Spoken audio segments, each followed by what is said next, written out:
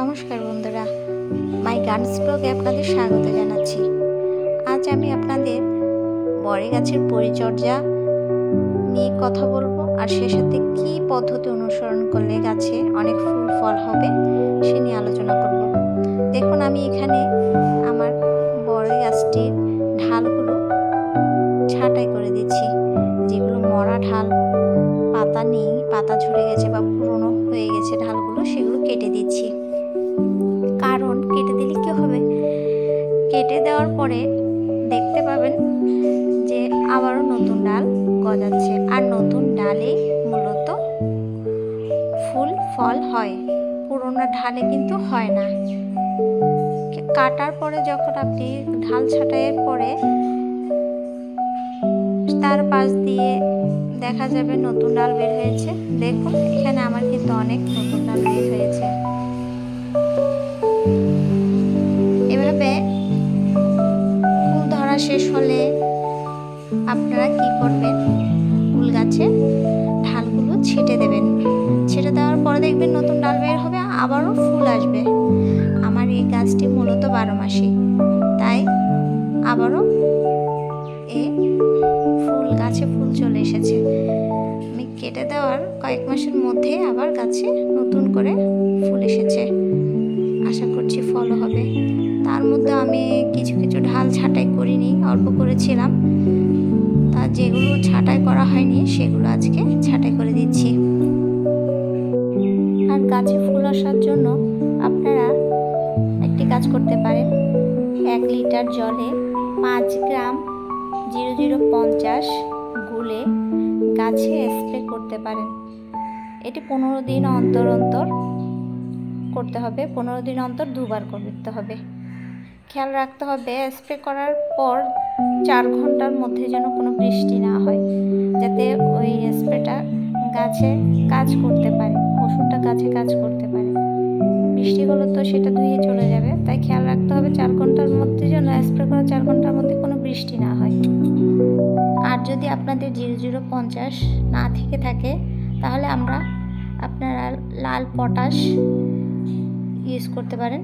লাল পটাশটাও গাছে ফুল ফল আনতে বহু কার্যকরী। এটি গাছের মাটিতে প্রয়োগ করতে পারেন। আমি এত বড় ড্রামে প্রায় 2-3 চামচ লাল পটাশ ইউজ করেছি। এত বড় ড্রামের জন্য কমপক্ষে 2-3 চামচ লাল পটাশ লাগবে, চা চামচ। আর যদি টব আরও ছোট হয় তাহলে আরও কম পরিমাণ ইউজ করবেন। আর একটা ব্যাপার, গাছে কিন্তু 10 দিন অন্তর অন্তর যে কোনো একটা ছত্রাকনাশক ইউজ করতে হবে। মাসে একবার বোরন দিলে ভালো। যে কোনো অনুখাদ্য বা এটা যে কোনো অনুখাদ্য 15 দিনে একবার, 7 বা 15 দিন, 7 দিনও দিতে পারেন, 15 দিনও দিতে পারেন, একবার স্প্রে করবেন।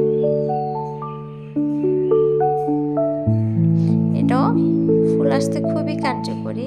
গাছকে সতেজ রাখবে, সবল রাখবে, ফুলে ফলে ভরে উঠবে আপনার গাছ।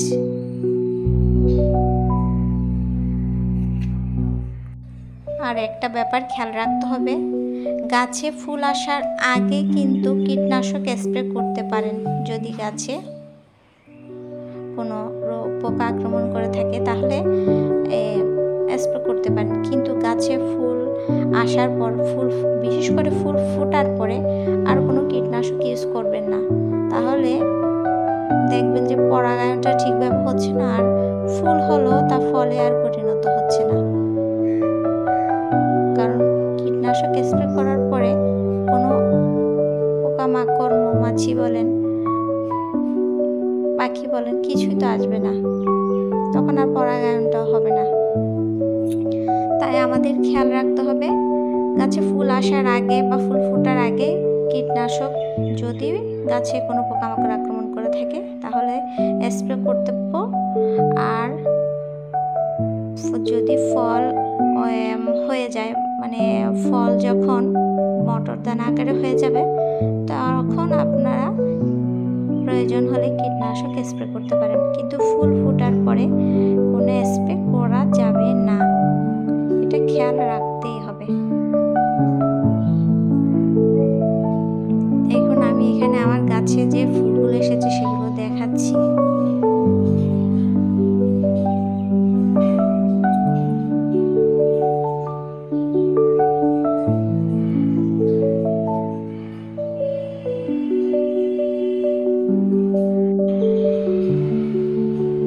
যেখানে যেখানে ঢাল কেটে দিয়েছিলাম সেখান থেকে আবার নতুন ডাল বের হয়ে সেখানে ফুল এসেছে।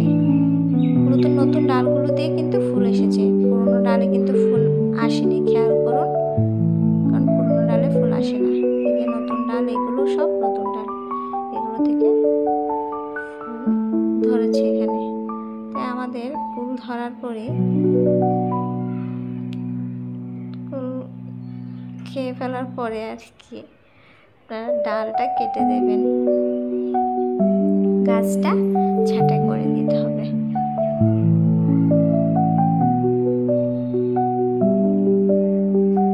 আর গাছের পরিচর্যায়, গাছের মাটিতে আপনার মাসে একবার ভার্মি কম্পোস্ট, কিচেন কম্পোস্ট, শিংকুচি, সরিষা খোল এসব কিছু মিশিয়ে গাছে প্রয়োগ করতে পারেন। এগুলো গাছকে অনেক পুষ্টি দিবে, সতেজ রাখবে, ভালো ফুল ফল দিতে সাহায্য করবে।